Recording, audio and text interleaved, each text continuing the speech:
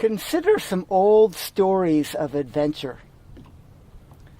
For example, read about James Cook, who sailed around the world in the mid-1700s with botanist Banks and other naturalist friends. They were the first Europeans to really document people and animals and plants and conditions around the world. Or check out the Essex, the old whaling boat from Nantucket that was inspired the Moby Dick story back when in the 1800s, the early 1800s, when the only oil that we burned mostly came from whales and it was used primarily for lighting. Even more recent stories like Cherry Gerard's The Worst Journey in the World.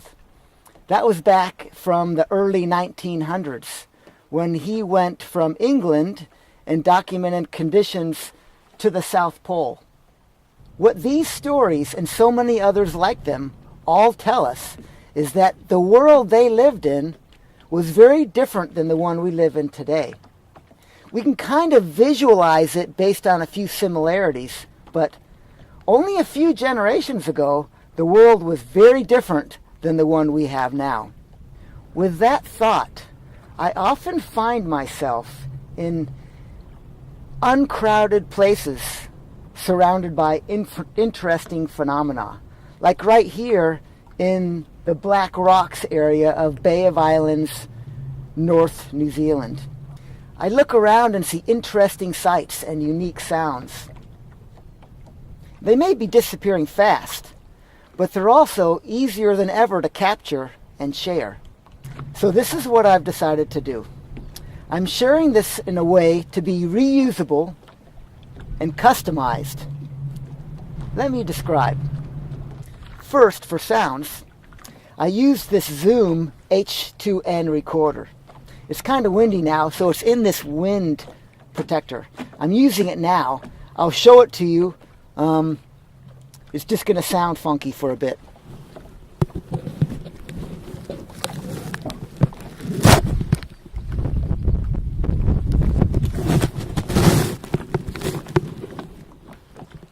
This recorder is actually my fourth or fifth one.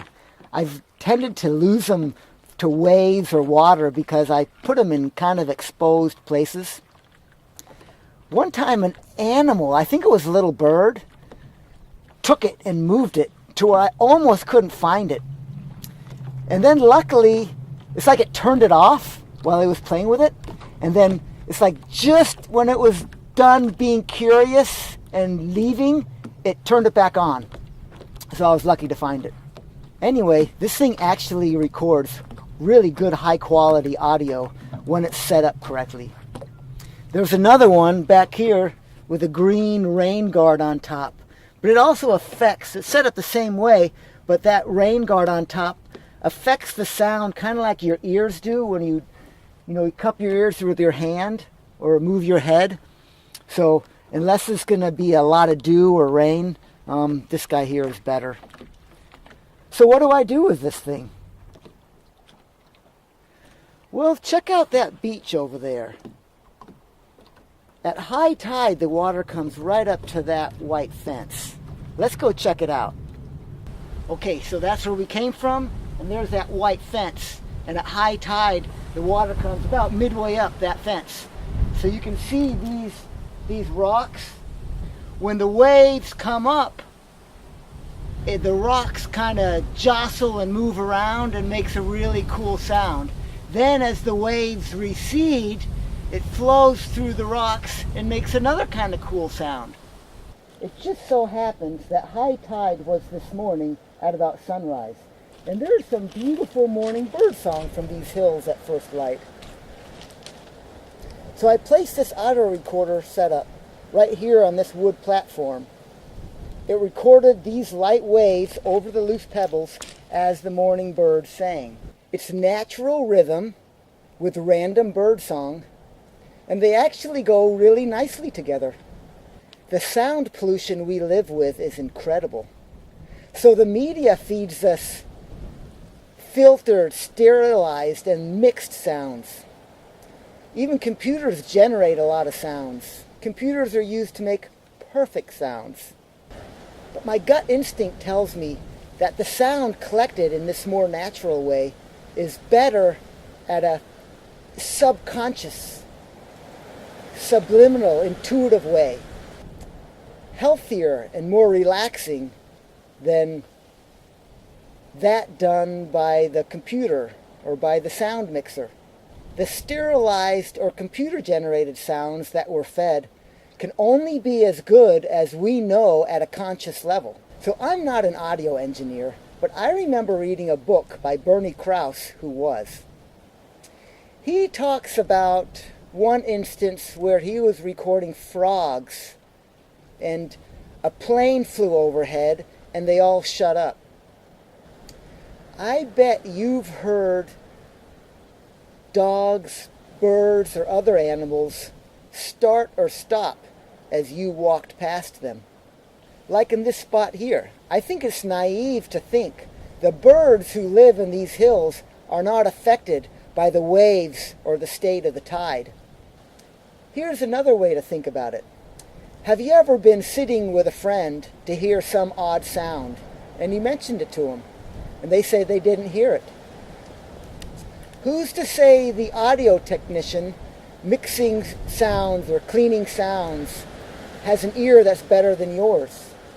So instead of even trying to mix sounds, I put the effort into putting the recorder in the right spot, in the right position, at the right time, to record Soundscape pre-mixed by nature.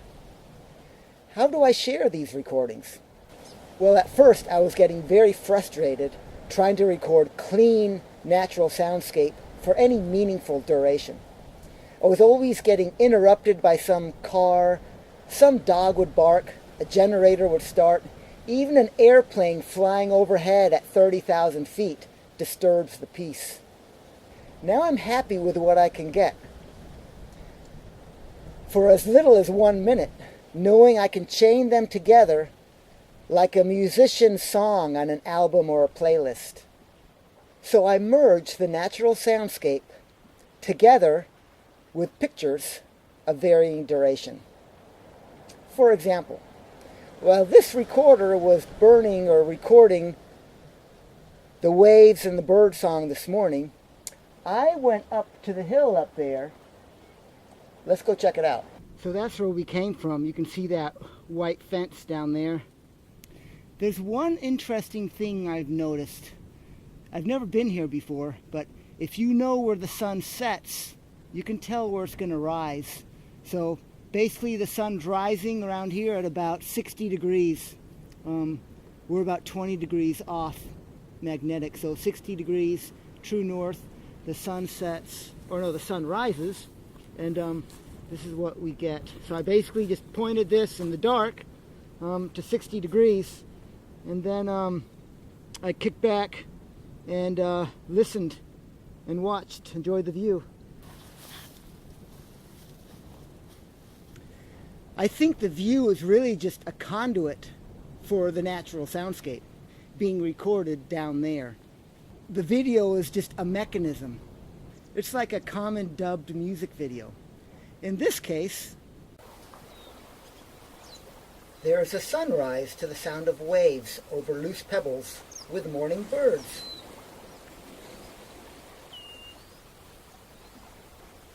Over the past few years, I've also collected sound this way of insects.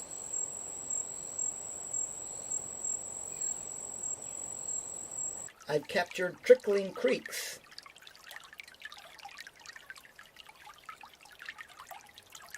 rivers,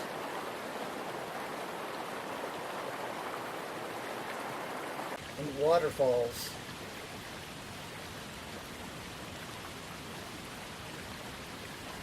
Of course, there has to be sailing through various conditions, from slow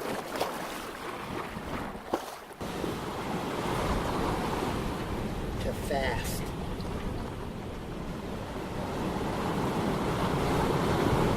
Light waves in protected waters.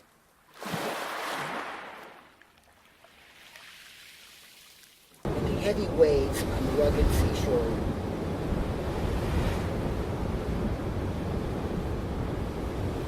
For fun, I've even walked on interesting terrain with neat surroundings to a metronome for consistently mindless rhythm.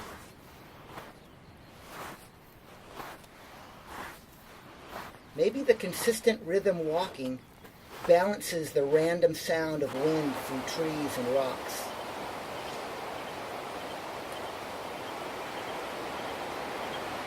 So, as you can see, I put these sounds together with simple moving pictures as a placeholder. I even drop the GoPro in tropical coral reefs and swim away to not disturb.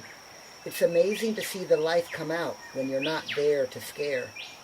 But since most of the sounds underwater are not pretty to my ears, I add land-based soundscape by nature that is also hard to see.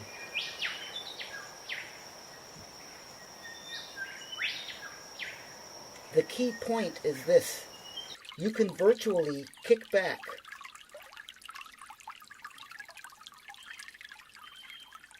listening to life on land,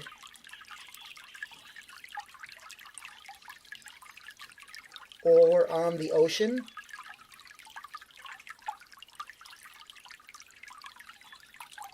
even under the sea,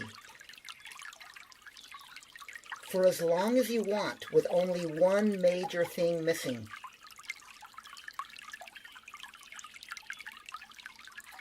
It comes without the drama.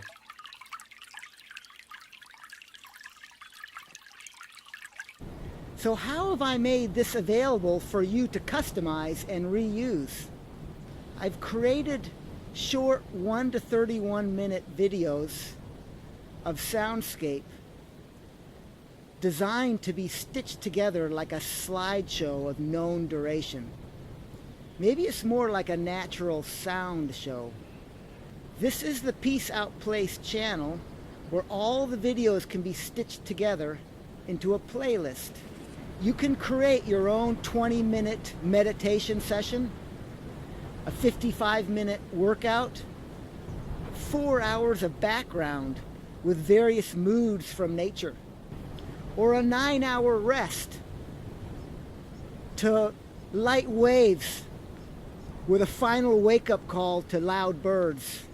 I've created and listed some example playlists at pop.fgood.org. If you like and want me to create one special for you, let me know.